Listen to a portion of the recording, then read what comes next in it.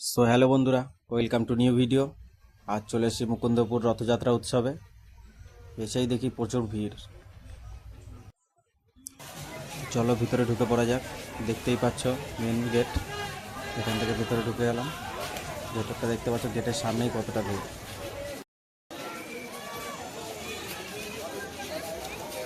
যার জন্য এই রথযাত্রা উৎসব, তার দর্শনটা না করলে কি করে হয় বলো। দেখো কত সুন্দর জগন্নাথের বিগ্রহ বানানো আছে।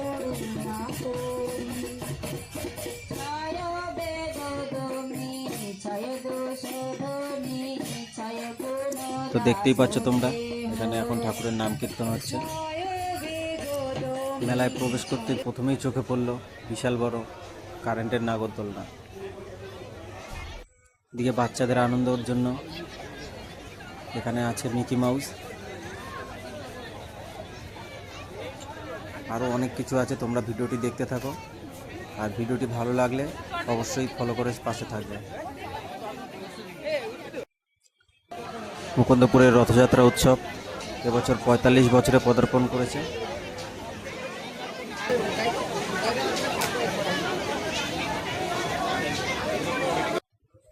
মুকুন্দপুরের এই ঐতিহ্যবাহী রথযাত্রা উৎসব প্রতি বছর রথযাত্রার দিন শুরু হয়ে টানা ২০ থেকে ২৫ দিন থাকে।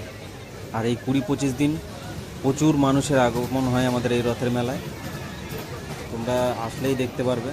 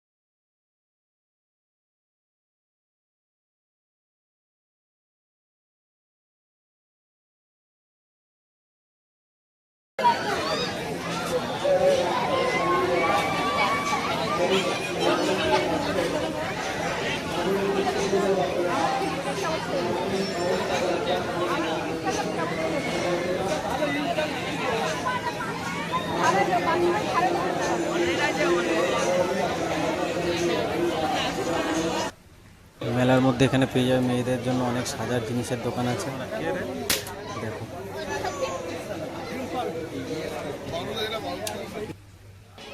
ঠাকুরের মূর্তিও কিনতে পারবে, যারা যারা ঠাকুরের মূর্তি কিনতে চাও এখান থেকে কিনে নিতে পারো।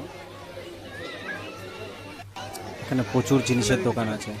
এখানে সামনেই দেখতে পাচ্ছ বাচ্চাদের জন্য খেলনা, সব রকমের খেলনা পাওয়া যাবে। এদিকে সব রকমের কাপ, দেখো কত সুন্দর সুন্দর ডিজাইনের কাপ, সব কিছু পেয়ে যাবে।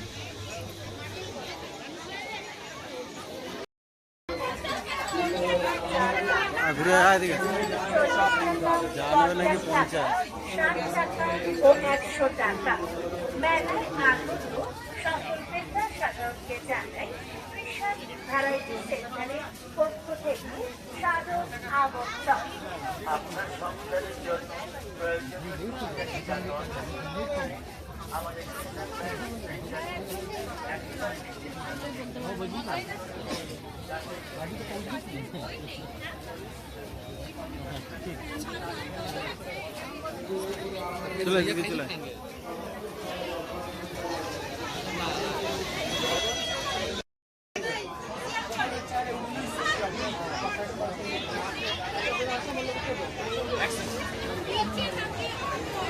কত মানুষের ভিড় এখানে দেখলেই বোঝা যাচ্ছে। প্রচুর মানুষ এই মেলায় আগমন, দেখতেই পাচ্ছ কি পরিমাণে ভিড় আছে মেলায়। এত ভিড় দেখে ভিড় থেকে বাঁচার জন্য বাইরে বেরোলাম। বাইরে বেরিয়ে দেখছি বাইরেও প্রচুর ভিড়। থানার লোক তো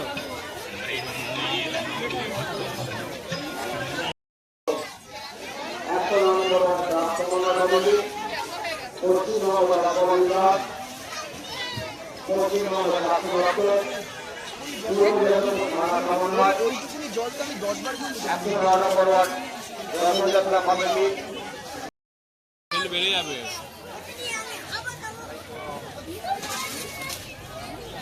সব থেকে বড় কথা, মেলায় এসেছি আর পাঁপড় খাবো না, তা কি করে হয়।